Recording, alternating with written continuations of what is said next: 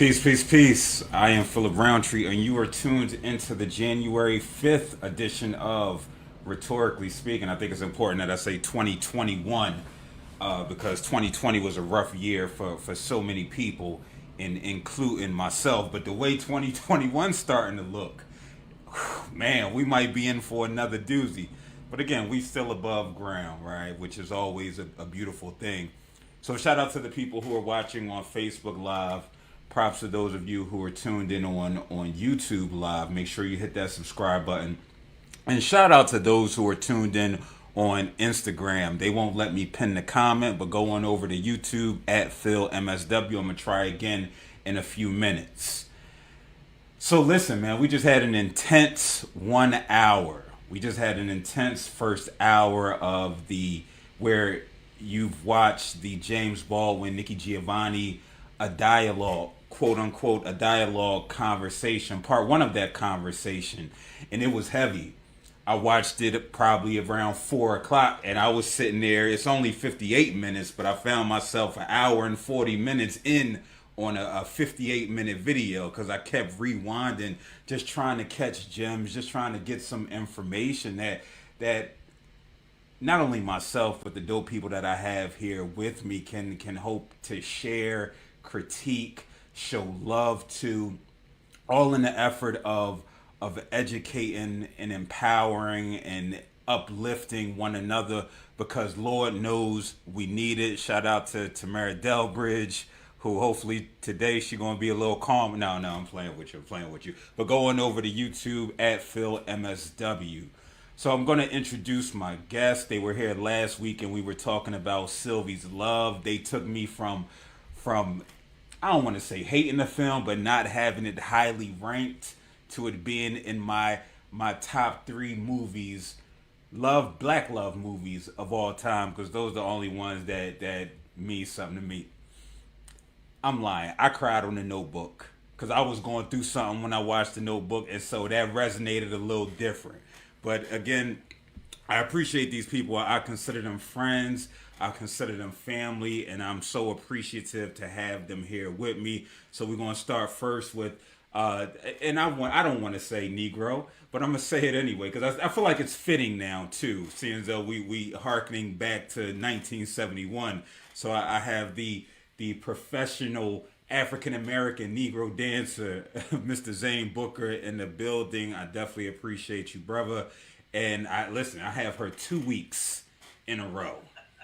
I have her 2 weeks in a row. I don't know about the third week, right? She on the flyer I got her on the flyer for 2, right? But we gonna see because I know she's a busy woman. She's out here educating the world, educating the black folk in particular. We have educator, not masters in African, because she says she don't care about the degrees and me putting it on the flyer because educator is enough for her. That just shows what she's about out in these streets. So shout out to Miss Stephanie Tisdale. How y'all feeling today?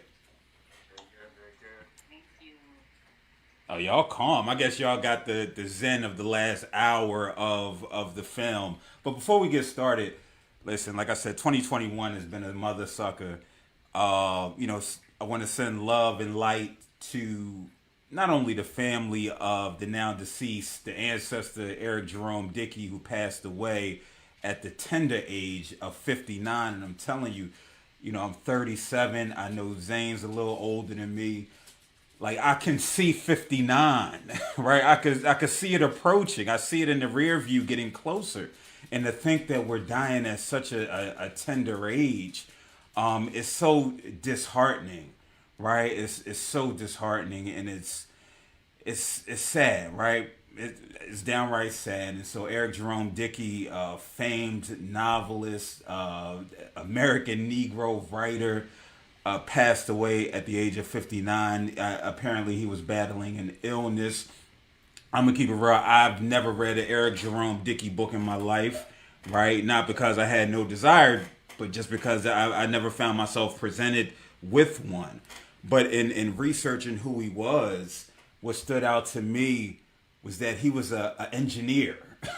He started as an engineer, and he has an engineering degree, graduated college, and he was in that field. And he said, hold up, nah, I'm good. let me go get in these writing streets. And he went out and wrote for contemporary us contemporary Negroes in our stories, and he told them to where even white folk, validated them with their New York Times bestseller, which we know came from us black folk who purchased the books. So I want to send love and light to him. I don't know if you have an Eric Jerome Dickey memory, if you've read any of his books and you want to, talk about that briefly. Either one. Yeah, it's so interesting because I remember him in those. I don't feel like I've actually directly read any of his books, but I remember being a part of just the whole time period of like the early urban lit kind of thing. I shouldn't say urban lit, but like more but like a contemporary-ish black lit. So around the time of like, what am I thinking about? Like B.B. Moore Campbell and what's the young lady from Waiting to Exhale? I'm sorry that her name is escaping me right now. Alicia, the author. Terry McMillan. Terry McMillan. Terry McMillan, like all of them. So I remember him being a part of that kind of community. But I don't have a specific memory, but it's beautiful what you just shared about him being an engineer and kind of transitioning to a writer and clearly following a passion of his. So that's awesome. And I definitely, send love and light, as you mentioned. What about you, Zane? Any thoughts? No, I don't have. I was actually had to look him up to remember who he was, and I was getting ready to confuse him with another author. But I like Steph was. I had a period when I was into what's the boy's name, the gay writer. I was reading his stuff around the same time that Eric Jerome Dickey's stuff was coming out. B-Boy Blues is one of those, and then the other brother, God, I can't remember his name.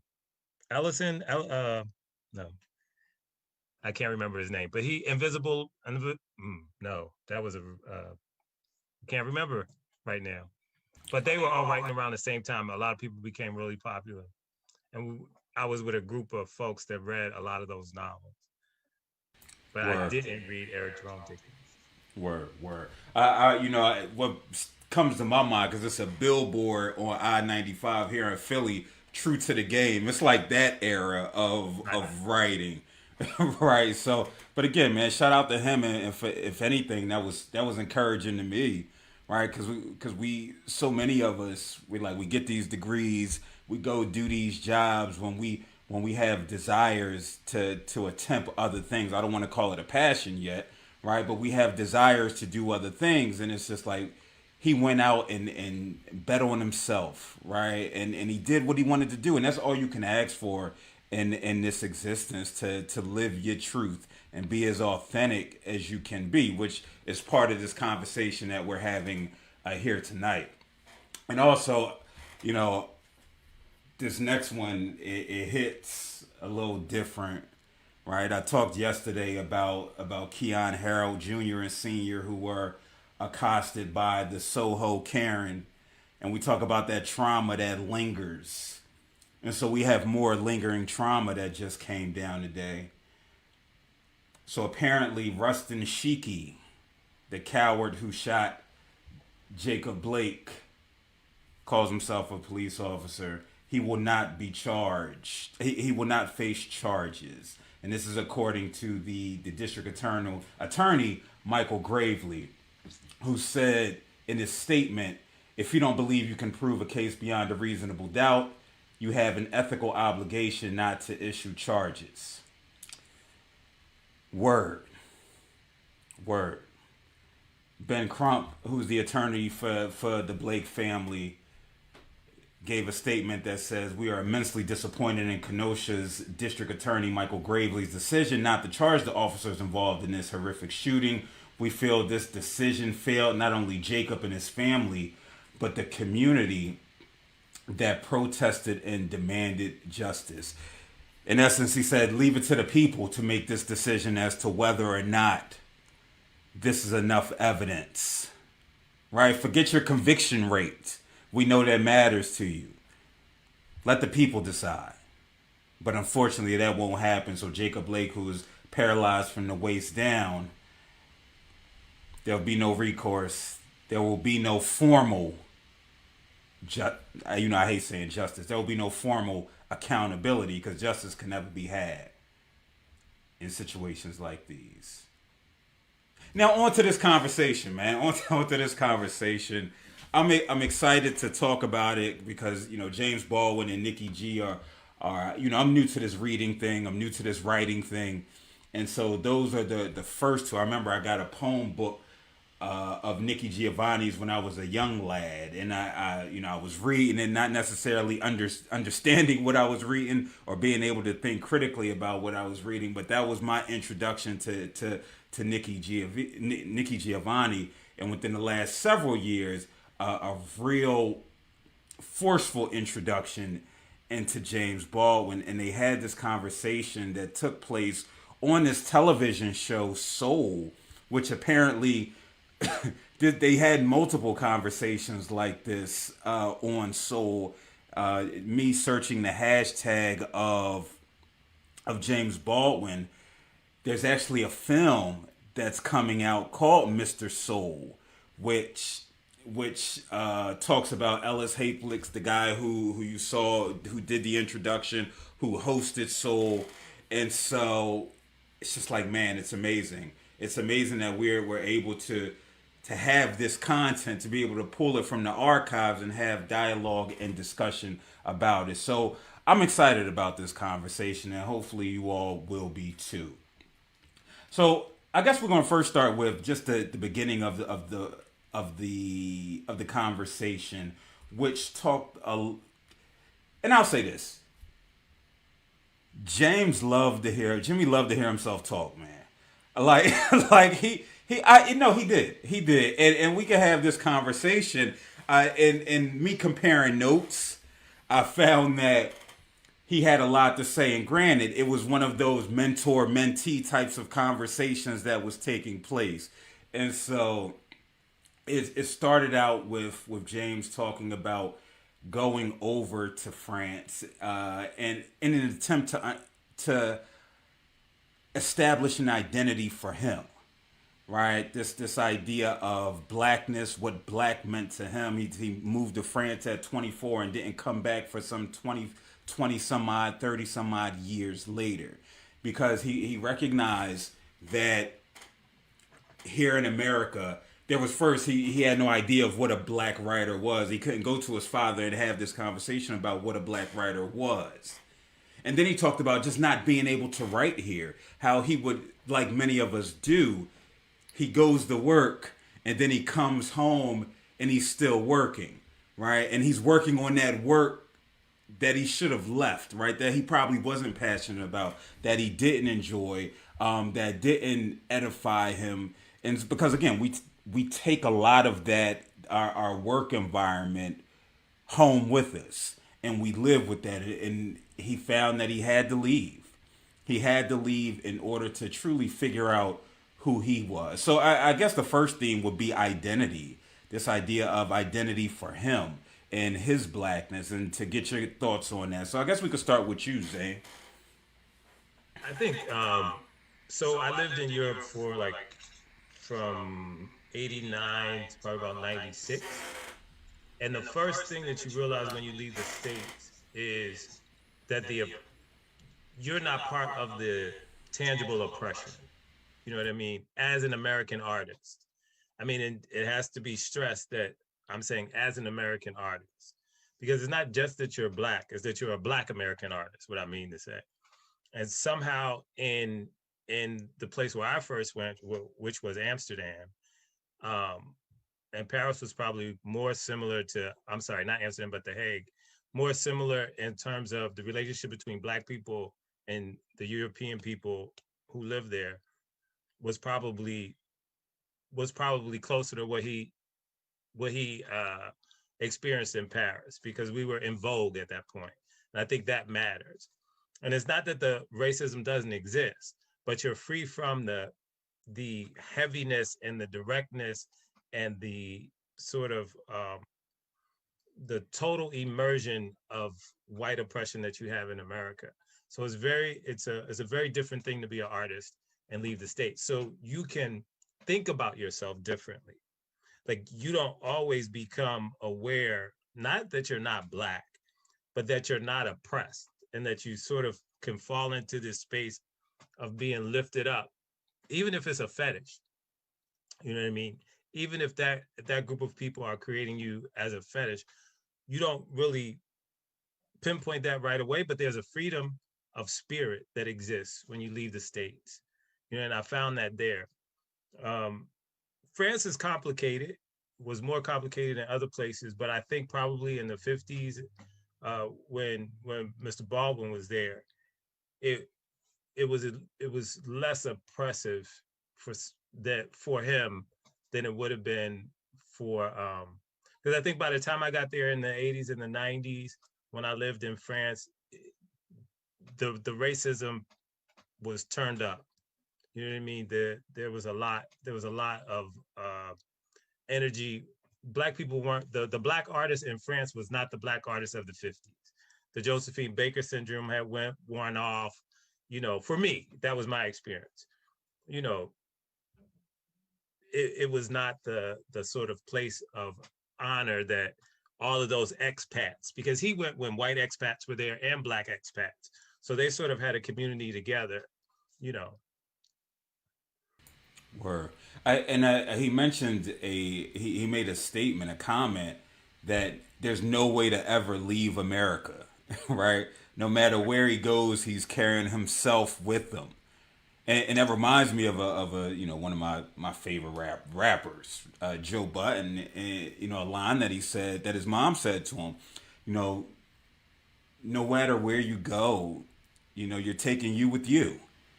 Right. Right, and so you're taking all your experiences, all you're taking your beliefs. Now hopefully there's you can change. Hopefully, I'm sure by being there 30 years, his points of view expanded, and we saw that with his writings during his time there.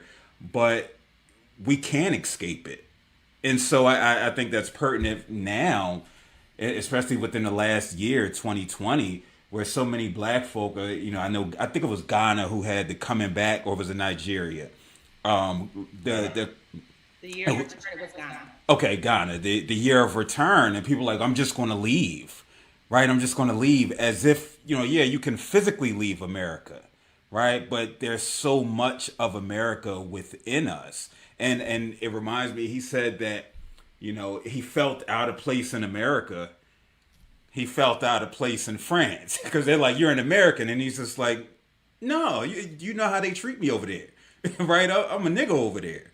And it's just like, well, no, we still see you. And it's just like, where is home? What are your thoughts, Stephanie? I think it's interesting because, like, honestly, that particular excerpt, one of the things that I thought about was, and in thinking about, because I made a note about it as well. So with Baldwin, sort of the concept of like even learning about a Black writer. And the first thing that came to mind for me was just context is so crucial. And depending on your community, I mean, he's from Harlem. So there's, Black folks in New York in general. And there's a long history of, people of African descent in New York, well, throughout the United States. But, he's in an area where he's seeing Blackness. It's not like it's not around. But even for him to be in that space and still feel like I don't have a definition for what this is. You know what I mean? Even though there are Black writers around, right? Like plenty. There are, people writing for newspapers. There are Black people publishing stuff. There are, historians. Like all these people are around. And then there's also a legacy of it happening prior to his birth, right? So it caused me to think about, but I'm sure that that's a very real perception. And I think for him, and he clearly is speaking his own truth, and it made me wonder, like, how is that? Like, why? You know what I mean? But I'm thinking about the context piece, and even him growing up in a church environment and like a very religious, let me say, household where, and he even talks about at one point, I think it's Notes on a Native Son, but he talks about like how the issues with his father and like the whole thing of even writing plays was kind of seen as like, oh, don't do that. Partly for religious reasons, partly just to control him, whatever the thing was. But the point is that he didn't have exposure or access to the awareness, like the things that are happening in the community, right? Like I know in Africana studies, you know, a lot of folks will say like, you know, Dr. Carr, other of our, you know, professors will say genealogy, right? Because it really is an intellectual genealogy. So he's speaking to that as a child for whatever reason, he didn't feel connected to it. And so then that prompts him to go to Europe and explore. But it's interesting too, because the other question I then have is about, he's clearly coming, he's interacting with the United States quite a bit. It's not like he's away and sort of in this artist retreat and that's it. Like he's writing all these books in conversation with, in response to America. And then he's very like, you know, of course he becomes involved in the civil rights movement and is very vocal in different things and speaking out publicly. So it's like, he's still very connected to what's happening here. And I think that's another important point, which he doesn't need to say for himself in that interview, in that conversation, but just for us, again, the context of what it all means and the journey, his journey from like, okay, I started off at one point, I was, you know, young, trying to figure it out, just going through, I think, the general motions of evolution that all human beings go through. And so that is sort of intersecting with the reality of, you know, racism and white supremacy and trying to find your way into your best self and your genius in the middle of all that oppression. And I think James Baldwin is like a very beautiful example of that journey that one can take in the midst of like the storm, literally. So I don't know, that's what it made me think about watching him reflect on his younger years. Word. It's interesting that you say the intellectual genealogy, right? That exists. I didn't think about this until you brought it up, saying that that something existed prior to, but if you don't have the exposure, and we talk about representation matters. I think about me being a black male social worker, right, and what that means, and how I'm an outlier. In undergrad, there were zero black men. In grad school, there were zero black men. And thinking about it, and he may be still on here, but Sam Harrison, who works at the Department of Human Services, who was my supervisor, might have been my first exposure to a black male social worker who actually held, the then terminal degree of an MSW, right? And so, now me teaching at Dell State, and I may have one or two black men sprinkled in these social work classes. I understand, right? I understand, because I maybe I wouldn't have been able to conceive it, and But maybe go ahead, Zane. I think it was disingenuous of Jimmy to say that because he was steeped in black writers at that time, just like Steph was saying. And one of his first pieces that brought him into notoriety was a critique he did of Ralph Ellison, if I'm not mistaken. You know what I mean? And that brought him to notoriety. So for him to say that, I think it was a Baldwin flourish, right? He was making a point. And if you listen to him and a lot of his sort of things, when he riffs, he can throw in a flourish. You know what I mean? And I think that's part of his sort of entertaining persona. Not that he doesn't give hefty moments, but I really think that was a flourish, making a statement. And it wasn't connected to fact. It was connected to him feeling isolated, probably as a gay man. You know what I mean? Maybe he meant it's a layered statement. It's not that I didn't see any writers, because of course he saw writers. He hung out with Lorraine Hansberry. He hung out with Langston Hughes. He knew that lineage. I mean, Du Bois, when did Du Bois die? Like, Du Bois didn't die till what, 67? 67. 67, he was Yeah. alive. So Jimmy in the 50s was still among a lot of the great writers. I mean, and this stuff is fresh in my head because I'm reading this book by Harold Clues, The Crisis of the Negro Intellectual, and he really digs in to all the writers and artists from the 20s and 30s and 40s. You know what I mean? So all of those names are really fresh in my head right now. Mm-hmm. So I know that Billy was inundated with those people because that was his circle of people. Claude McKay, like all those folks were alive and he was in dialogue with them. You know what I mean? Yeah, and I wonder if it seems like he was referring to his childhood. And I think that's the part where, because he also, and that's what I was thinking. And I'm with you though, Zane, in the sense of like, now I'm like, okay, Baldwin's Harlem, we gotta recreate it, because I want to see it, and we see like the Harlem Renaissance, but I think Baldwin's Harlem is a little different. And I do wonder, in some of it, he talks about the religious piece is major because that already is it's its own world. So in that world, he's like a youth minister. He's writing and being like getting these accolades the schools he's attending, like he's being presented as this prodigy. So you're Right. right. I think on some level, there's like, okay, there's this conversation about it, but then like you're also, and I think that's why it's so powerful in many ways, like that digging into that, because then it gets into the whole thing of us being in different cities where like you may be in a majority community, but then when you go to your school, you're not, or when you're being singled out, you're being singled out as exemplary and sort of different from the rest. And then now you're trying to navigate through this, like you're, to your point, Phil, going to a school, people are like, oh yeah, you're the only Black person that's ever gotten a degree. It's like, wait, what? That is crazy. But people will try to tell you that. And if you're not really locked into it in a certain way, depending on how old you are and what's going on with you, you can miss a little bit of it. So I'm curious. I would like to know. But I think you're don't have right, that though, much Steph. info I about think that part of his life. you and Phil make a great point that he was probably speaking from the perspective of at leaving at 24, Yeah. what he had he might not have been exposed to those things yet at that point. I'm not sure. I'll have to check.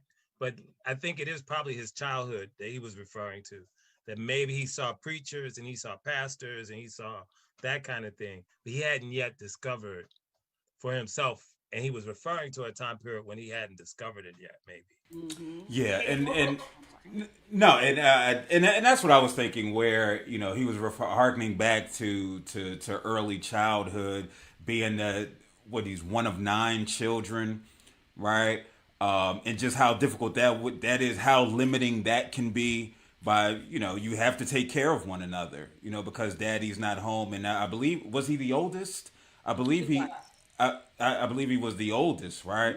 And so I think by the time he got to 24, it was this: it's either now or never. If I'm going to be the Black writer that I desire to be, a la these people, but maybe during childhood, early adolescence, he didn't necessarily have that imagery to pull from, even if it might potentially exist, because he was in the church all the time. It was either church or home, like for so many Black families throughout the years. I wanted to ask you about that, Zane.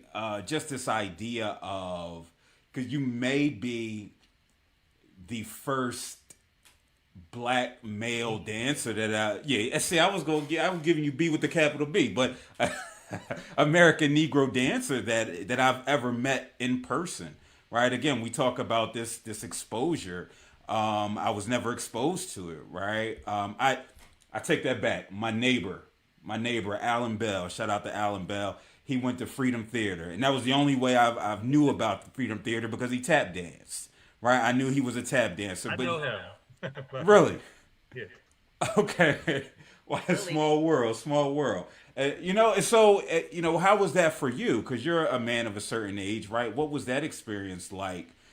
Did you have a point of reference? Yeah, well, I mean, I think that I grew up at the Philadelphia Dance Company, so history was walking in the door. I mean, my mentor was part of history. The woman who started the company, she had been, she had Joan Myers Brown is her name, and I call her Mom or Aunt Joan.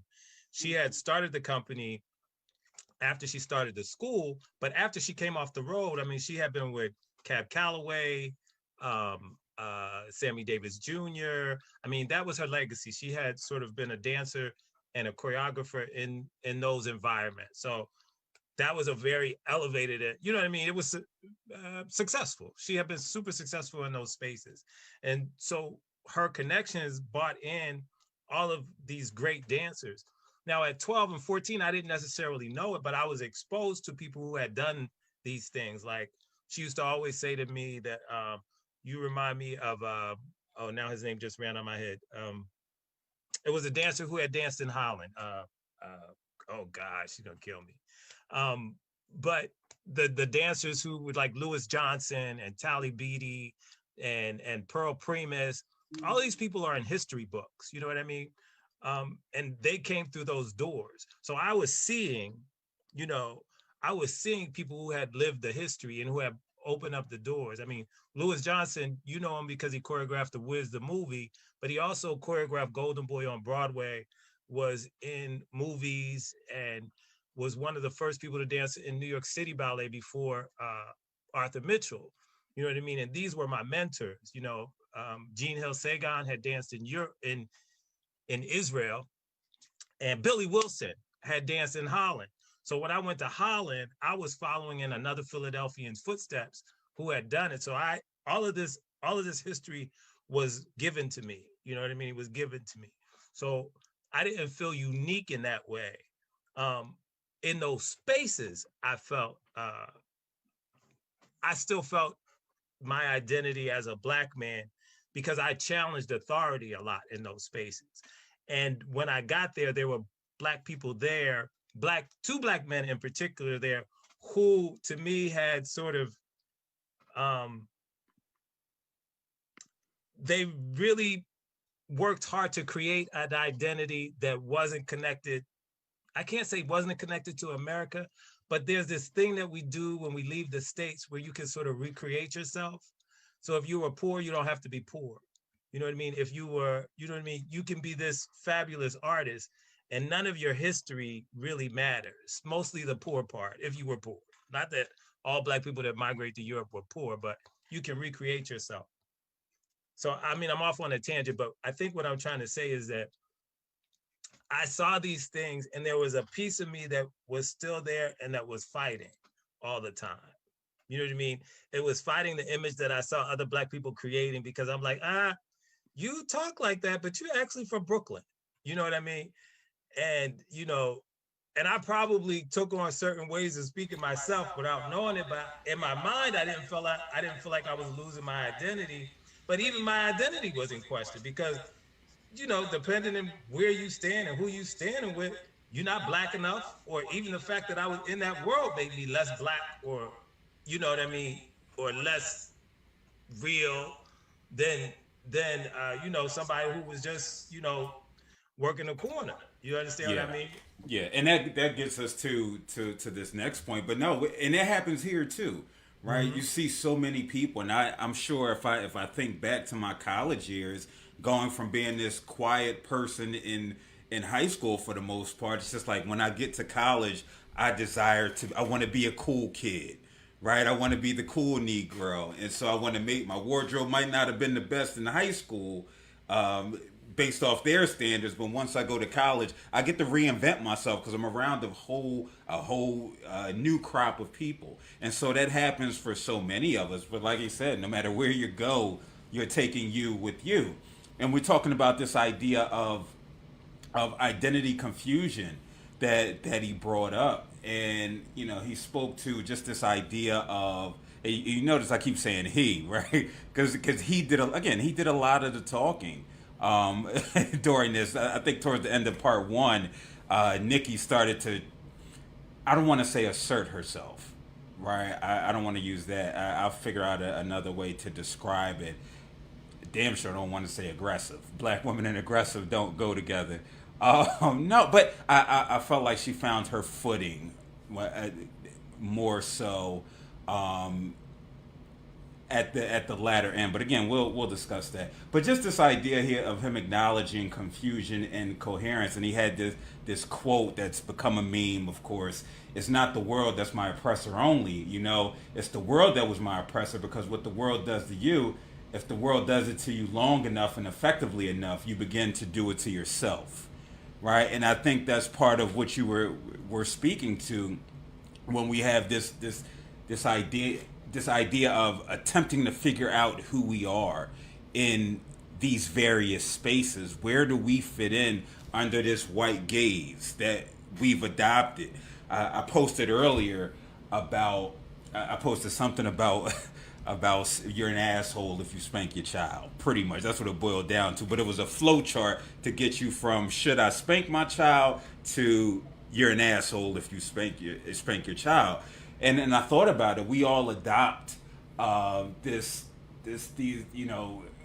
colonizer ways. It's just, what are we adopting, right? We all adopt them, and so how are they manifesting themselves in our lives? And so for some, it's violence against children, right?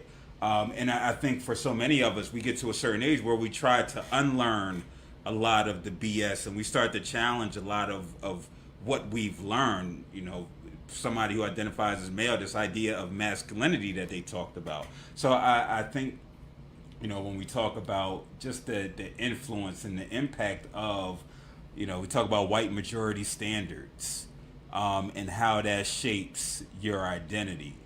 So what are your thoughts on that? Um, it's interesting because I think about, and it's interesting because in comparison to like, I mean, Nikki Giovanni's like born in the South. She ends up moving, to Ohio, and like the rest is that. But like I thought about even like either way, just your community being in spaces, especially Black folks in the South, and then thinking about like pre desegregation, or pre-integration, but just the whole thing of like being in spaces which a lot of these folks talk about and write about, like their communities, and seeing people that look like them, having examples, and even though they're still dealing with oppression, dealing with racism, still being able to look and see someone that looks like them doing X, Y, or Z, whatever those things are, and many of those things being things that they're inspired by, if that makes sense. So I think it's like it's layered the way we like think about identity. And a lot of times, especially for those of us that come, and even in Philly, it's funny, I've been reflecting on that. Even in Philly, I remember being a kid and having like plenty of Black women in my school, my elementary school, elders, who we respected, who were like not just elders to us as children, but to our parents. Like just the dynamic was so different. It was like night and day. You know what I mean? And that wasn't that long ago. Well, maybe it was, but whatever. It was long. You know what I mean? It's just the point that like when we think about community, we think about identity, we think about like how you are in the world, and the way that that information is passed down to us, again going back to this like genealogy thing, but like from generation to generation, and what that does for you, how it empowers you, the tools that it gives you to go forward. So I don't know. I think the difference now with like, of course, if we were to fast forward with like social media, we have access to a lot of resources and information. Like it's interesting when you talked about Soul, because I had a chance to see the Mr. Soul, the movie. I want to say it was at the Black Film Festival. Black Star Film. Yeah, Black Star Film Festival. I was going to say everything right now is just like, I'm like, what's that? What's that? I know. Yes, thank you. Black Star Film Festival. My apologies. But seeing that film and just seeing that like the excerpts, many excerpts and episodes of that are available on YouTube right now. Like his show, you can watch it, right? But the thing becomes, I've now got to filter that. And this has been my experience even with, the young people I work with. Like we're asking you to filter that experience or learn about a thing or explore a thing through like all the other information that you're getting. It's information download. And even for us as adults, we experience it. So it's kind of like, how do you connect to those who came before you? How do you connect to the richness of culture? I think that goes back to like the conversation we had last week about Sylvie. It's the same thing of like, these things exist. Where's the connection? And there was a time when I think we were passing it to each other more readily. And some of that does have to do with the fact that we were interacting with each other in a different kind of way because we were segregated. That's one part of it. There's no way around it. When you're saturated in a community with people that look like you, the schools, the doctors, the this, the that, yes, you all got to fight the racism outside, and that's a whole other animal. But when you're with each other, what does that look like? So I'm gonna come back to what Steph was saying about community and identity, but first I want to address just that statement that Baldwin made, which I think is so powerful, which is a question. How else can you ask that question is what I was thinking. Like, how do you ask the question about how we're affected by our surroundings, right? Our surroundings is capitalism and white supremacy, right? And inside of that that's what James is saying.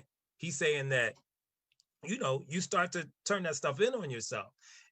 And that's the sort of the integrationist mentality, which most of our civil rights sort of momentum was headed toward. It, once we started to fight for integration, we lost the gift of being able to pursue a capitalistic idea, right? Because it was a gift to be able to pursue it among ourselves. because there were still class issues in there. But in a way, it was a gift because we could still have a Black identity inside of capitalism, but the oppression was still outside of the bubble of that. You know what I mean? Because we could still pursue capitalism. And that's a problem. And that's what Jimmy was saying. That's a big problem when the capitalism is no longer in our Black segregated bubble, and that the idea of becoming integrated into capitalism, where you're being pushed down all the time, you don't even have a sort of forced economic pool to be successful in. It really screws with your head, right? So now you can't even be successful in your pursuit of an idea that is oppressive inside of a bubble that is oppressive.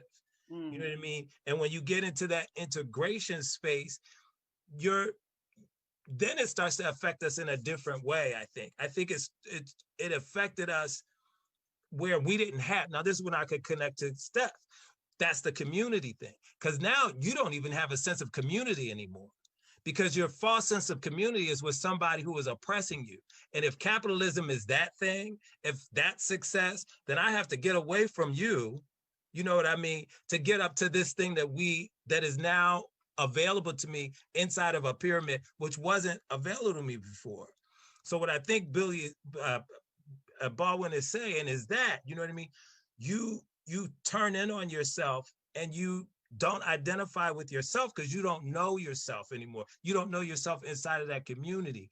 And that's what I loved about what Nikki says later when she says, I didn't really care about morals. You know what I mean? I cared about my block. If you care about your block, then that immediately brings you back to self. You know what I mean? Because you're not striving for things that are so far away from you that it becomes philosophical and theoretical. You know what I mean? It becomes practical. Like, I'm going to lift my neighbor's trash can up because that's my neighbor. You know what I mean? I'm going to take them food because they're hungry and I know they're hungry. I'm going to check in on the Wilsons because I know that Mr. Wilson lost his job. So then if you live in that community, you're not outside of yourself trying to become something. And I think that's where Nikki was so brilliant in that. And I think because James had been fighting the macro fight, like he could really, his fight was with his conversation was with white people. Yeah. Nikki's wasn't. And she acknowledged as such, you know, she's like, here I am, this Black militant, right? When she talked about going into the churches, you know, and what Jesus represented for us, what you're speaking about in when you talk about, you know, taking care of our block. She said, I only care about Afro Americans. I don't care about my third world brothers and sisters.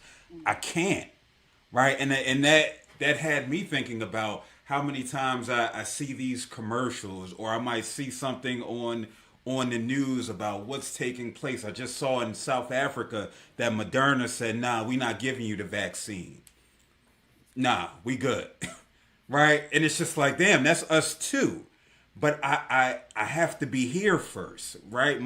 I can only do so much, and I got to start where I eat, sleep, and ish at, right? And then once I'm able to make sure that the people in front of me are good, then I'm able to venture out and be able to help others. I think that's why Oprah got so much pushback, where she's going to build schools in Africa, and we're like, yo, your show tape in Chicago.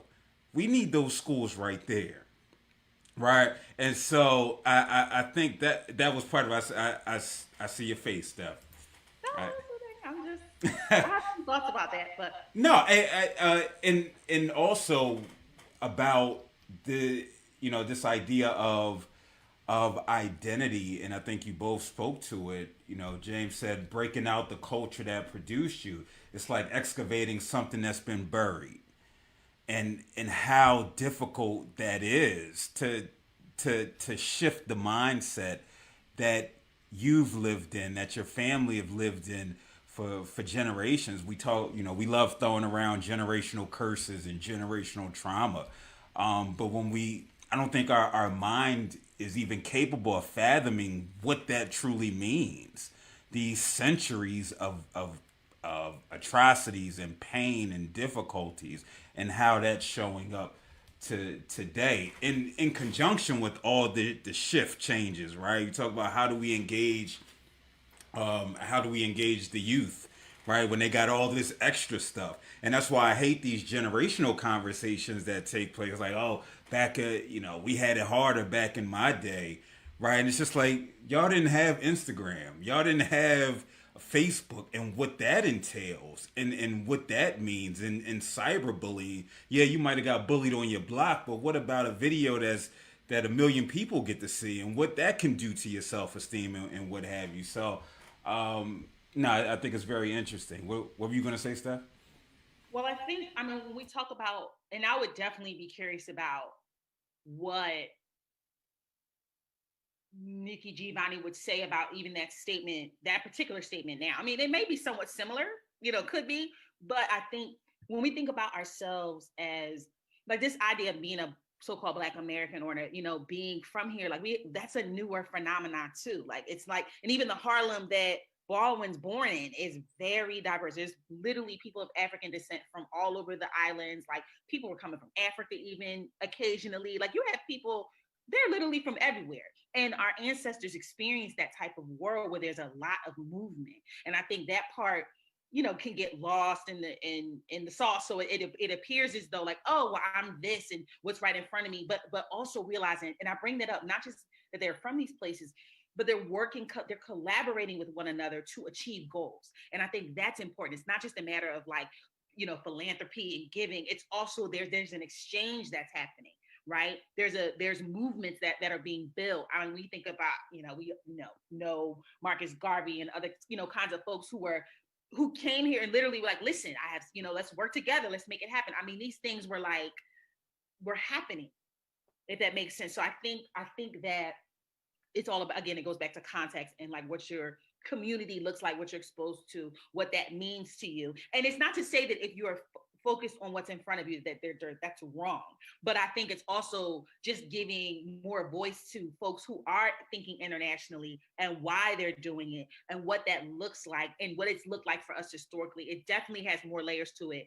than philanthropy, and a lot of times it does come off like that, especially in, like you said, Zane, this like post, this, when we had exposure to resources, and now I can just be a philanthropist and giving out money in places. But there were times when we were exchanging ideas. I mean, I think about like Kwame Nkrumah was educated at Lincoln University right outside of Philly.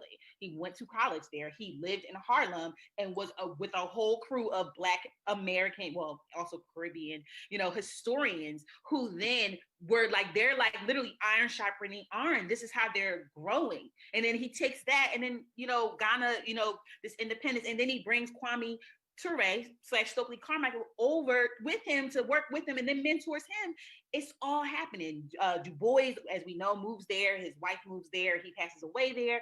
They're doing all this international work. So there's a lot of interaction with us, with our, brothers and sisters community globally. And I think what that did for the previous generations that we could learn from is it empowered them, because then it becomes a thing of like, oh, when, even a Malcolm and a Fidel Castro, whatever, like when we're having communication, now it's us.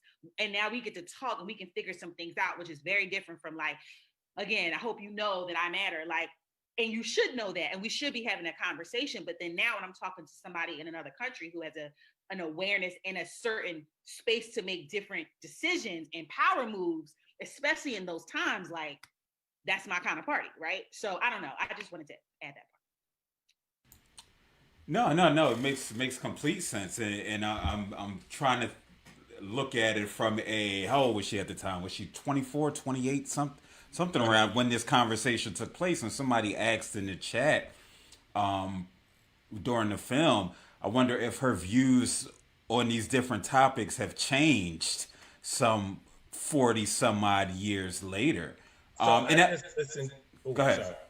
I just listened to her speak with Karen Hunter a few days ago in preparation for Yeah, this she was on it. conversation. And she is just as feisty and, has some of the same views. And not that her views haven't changed, but sadly enough, they're still relevant. You know what I mean? They're still relevant. And she explained that her father used to beat her mother. And she doesn't say that in this interview, but in the one with Karen Hunter, she's saying her father used to beat her mother. No, she says it. Oh, she does say it. Yeah, Okay. yeah. She said it in that first part. She didn't explicitly talk about the abuse, the domestic violence, but when James was talking about how his father was, when they started to have that dialogue, Oh, yeah. she referenced her father. I think it's, I'm just trying to think about that time, in this black power movement, and think about how she said, we're the first generation really as a collective to say, I don't like white people, right? Which James' generation didn't necessarily say as overtly as, again, that's Steph eyebrows be throwing me off. Like, no, again, and which he acknowledged in the midst of that, and again, that brashness that comes with being in your 20s and really being hyper focused on what's in front of you, right? So trying to extend grace. Trying to extend that grace for there. sure. Like, no diss to her. She's Yeah, like, yeah, for sure. like, please, yeah, for sure. But yeah, it's just funny because I raise my eyebrows because I'm like, wow, it's so interesting how many people. But I understand why that's not common knowledge. But we have a chance to, and this is where I feel like our job is in our generation. It's like, and it is a little bit of a tug of war for the, the what they call real estate, the time frame, the space up here to be able to insert just more of the richness of our who we are, so that folks can know. Like, I did, the first person that popped in my mind was David Walker's appeal in 1829, but he goes off. When I tell you, I'm reading it like, did he really say that? Yes, he did. And this was not like no secret book. It was a pamphlet that was widely dispersed. And all the Black folks that couldn't read read it. And then the ones that, I'm not gonna say all, but many of them up north, they passed it down south. Then the ones that couldn't, they would read to the other one. They was passing this like gangster talk. And it's very much so very similar, like Panther kind of conversation where he's like, let's do it. What's up? I'm not afraid of you, and here's who you are, and let me tell you what you are, and blah, blah, blah. Is real gangster. So it's like, being able to have access to that, to me, is priceless, because then it allows folks who have that perspective to know that, like, wow, I'm not crazy. I didn't make this up in my head. There are other people that believe the same thing. And I know now that I have some like backup a little bit. That's not just my own thoughts. It goes deeper.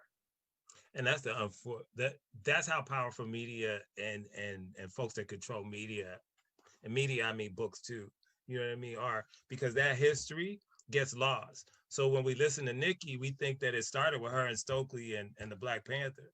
You know what I mean? Not we, the folks who haven't read. Now, I haven't read David Walker, but I know that there was, a history of revolution since the abolitionist era. You know what I mean? So it's great when you bring up a name of a specific, philosophy and mentality that existed way before the 60s and the 70s, where we have such a short memory on history, but that's built into the way we are managed. Facts. You know what I mean? Facts. And that goes to the point. In the flyer for this, I posted the James Baldwin quote of, a teacher who isn't free to teach is not a teacher, right? And then I think about watching Dr. Carr and Karen Hunter this past Saturday, and he talked about how it might have been when he first got to Howard, it was the book for the class was some BS some BS book. And he was like, that's the first and last time we used that book, because then I started getting all the books that I wanted. And I think about, even for myself, like, yes, I'm only an adjunct, right? But I have free reign to literally do whatever the hell I want right now. Like, I don't get checked on. I get a, hey, how's it going? Oh, all right, cool, right? Phil, whatever you want to do, you do. And so now I got my first semester under my belt. I realized that, okay, you know what? I can do a little bit more. I can go a little bit further. Even with my daughter she has to find a speech to say, do a monologue in front of her class via Zoom. And I saw the list. And, I'm new to this, F white folk. and so I'm just looking like, look at all this anti-black ish. And I said, listen, now we gonna find something else, right? If you're not doing no Emancipation Proclamation in this piece, right? I mean, she goes to a Christian school with white folk, right? And so I'm like, no, we not doing that. So we're gonna find something else, something that edifies you, and that you at 12, you might not understand it.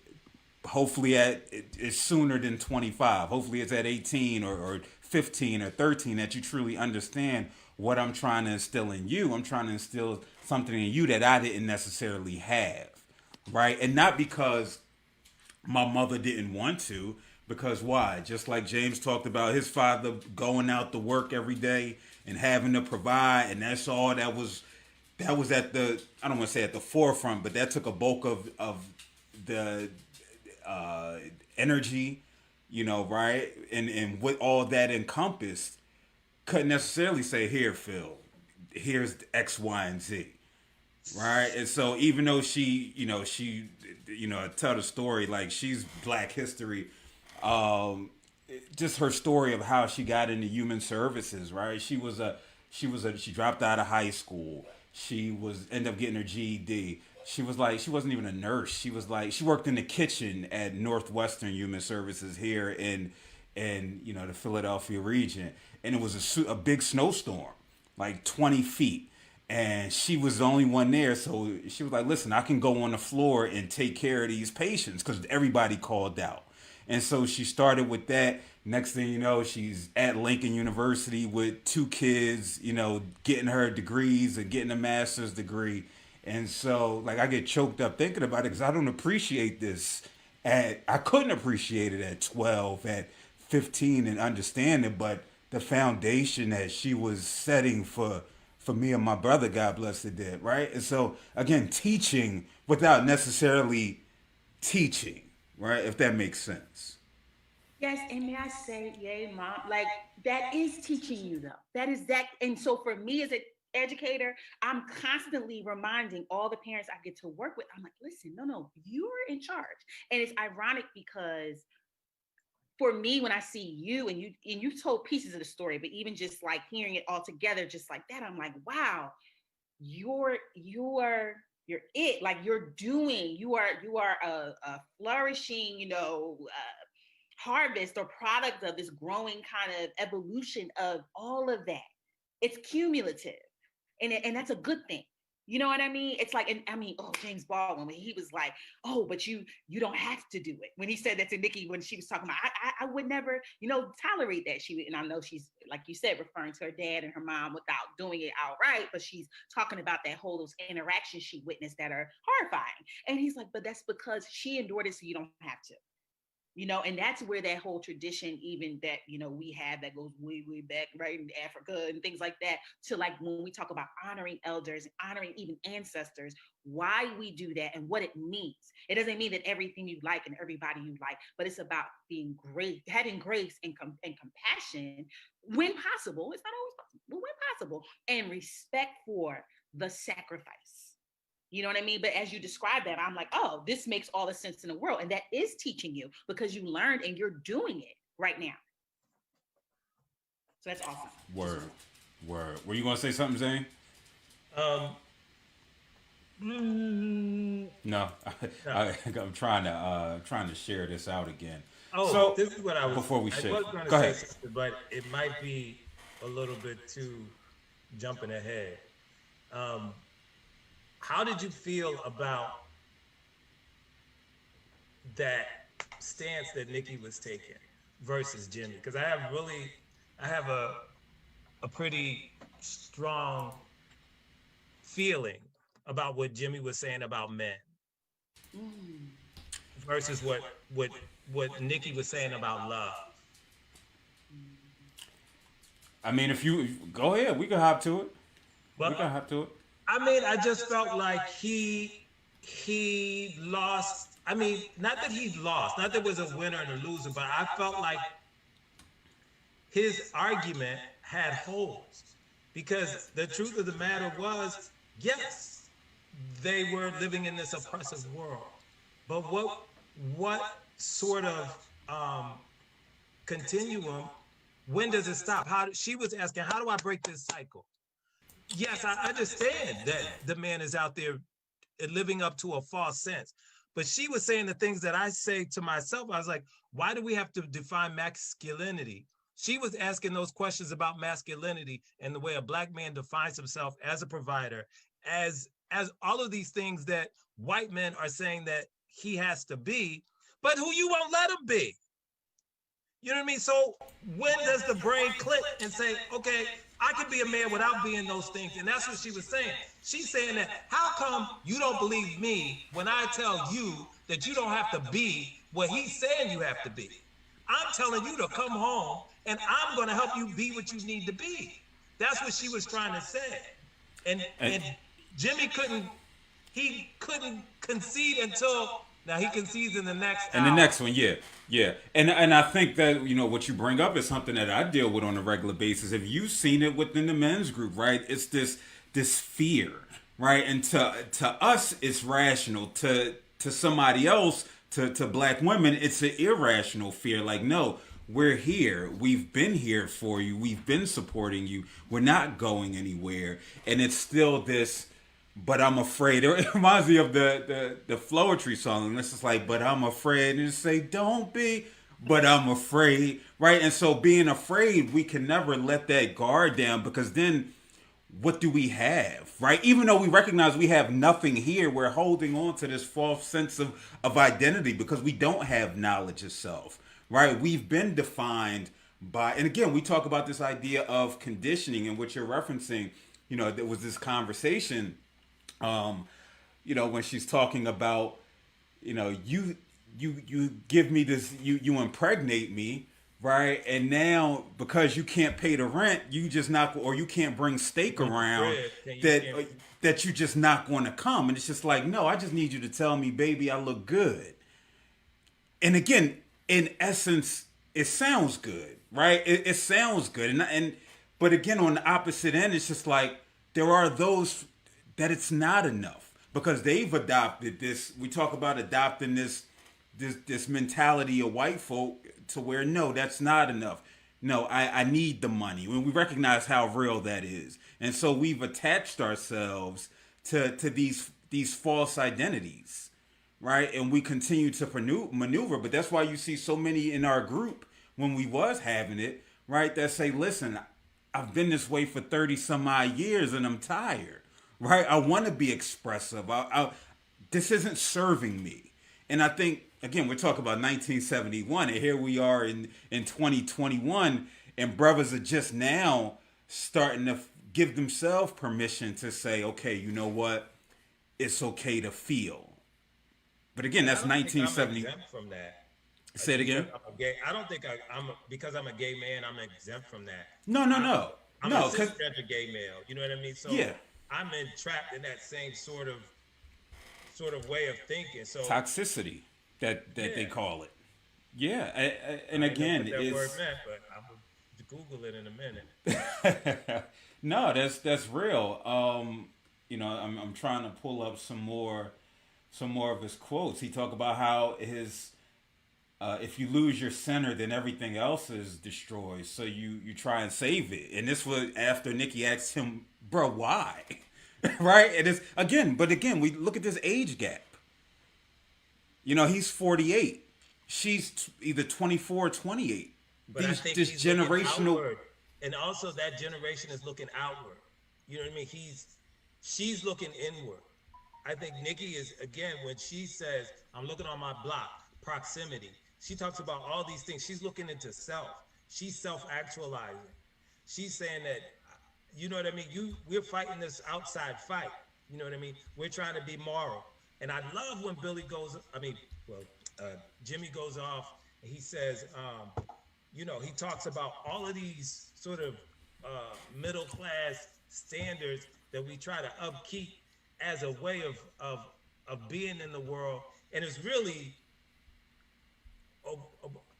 like for me, I put on maleness as a defense mechanism. You know what I mean? And a way to protect myself. And that's also what Black people did with middle class values. It was a way to break through, a way to protect, a way to feel safe in an environment that was always hostile. So that becomes your armor. You're like, respectability politics becomes your armor. Because if I do everything right, you can't say nothing. You know what I mean? But they always can say something because they always figure out how to say something. And the same thing would be in, the maleness thing. It's like, I don't know how I would have grown up, how I would have adjusted if I hadn't got beat up and had to, become this masculine thing. Not that I'm super masculine, but to adopt, you know, a masculine persona in order to survive. Yeah, and that's when I talk about uh, this idea of masculinity, especially in amongst black boys and black men. It's a survival, a survival technique that we adopt because we have to, right? I tell the story about it was a brother who Reginald Foreman. He grew up in Chicago, right, and he ended up having to do 18 years in jail for bank robbery. And so, and his story is wild because he did a couple years. They let him out and then realized they let him out in error after like a year, and he had to go back, right? And he had an illegal sentence. And what he told me was, because I was working on this presentation for Boys Latin, and he said, man, listen, when I grew up in Chicago, he was like, I love the arts, and he's in his early 40s. He said, listen, I like the arts, I like the community center. He said, but yo, I couldn't go there, right? Because then what would have happened to me, right? I would have been a mark. And so I had to get with these people because nobody wants to be an outlier, right? You rather fit in. Because again, we're talking about your physical safety. We're talking about your psychological safety. And then the next thing you know, you're adopting these unhealthy mannerisms, these unhealthy characteristics in order to survive. And I think that's part of what he was talking about when he was talking about his father. And again, this goes into the next conversation, right? But it's just like his father, and she's saying, yo, you taking all this shit. When you get home, you should be able to let that go. And it's just like, how? Right? How do I let this go? And she's like, again, I don't want to get into the next week. But we talk about what it means to be a man. And so even still, with Jay-Z and his most enlightened self and in his 50s, in 444, he's still quoting lines from The Godfather about a man who don't take care of his family can't be ish. And it's just like, well, take care of in what capacity? Because this isn't just relating to black men, but just men in a lot of cultures, right? Where they're forced this idea of you have to take care of your family. And so if that's all I've been told that I'm worth is being this worker bee, and I can't do that, then maybe I just don't need to be. Maybe I need to go sleep around and be a Rolling Stone or what have you. So again, it's an interesting conversation. I don't think we still ain't answer why, which was Nikki's question about why can't you let your hair down? Why can't I get the best parts of you? Why can't you provide for me in the ways that I need? And again, it goes back to this self and back to this idea of identity that we discussed.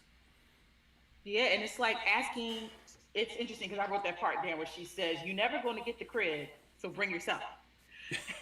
I was just like, wow. But her thing was like, I mean, let's just like forget that because if we're waiting for that, that's not gonna happen. Let's just, But and then it's so interesting because I think about, just to go back to even the conversation about like when we think about capitalism, just first of all, our ancestors were born here. We know this, right? To work for free, right? To work and under a brutal, horrific system.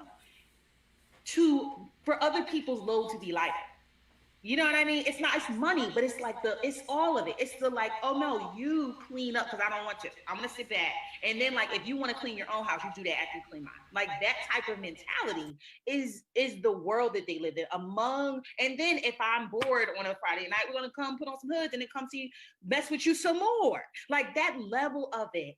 I still can't imagine. And I really don't want to, right? Like, and I think that's what James Baldwin is trying to speak to in it, is saying like, you don't know the half. You cannot imagine what that is like. Now, does that mean that anyone should then perpetuate any aspect of oppression onto someone else. Of course not. And I think that's what's so beautiful about her response, because she's like, whoa, hold on, pause. No.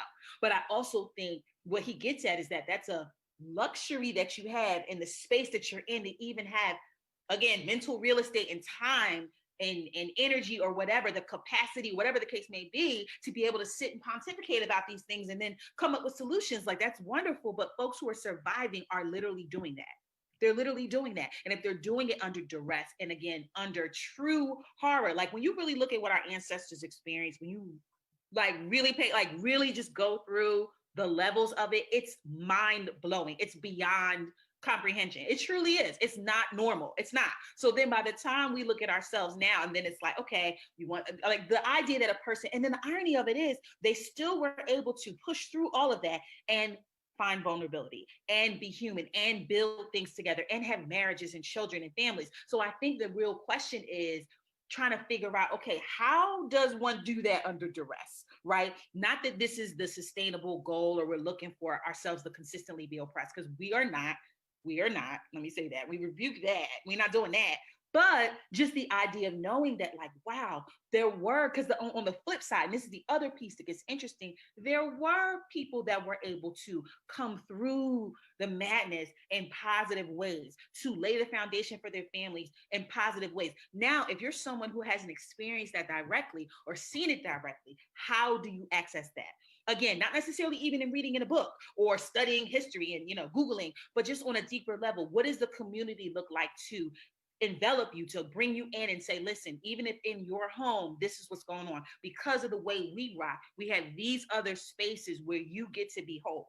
And I think that's another layer of our communities that have been destabilized, frankly, by, I mean, even when you think about movement, right? You think about all of the, what do you call it?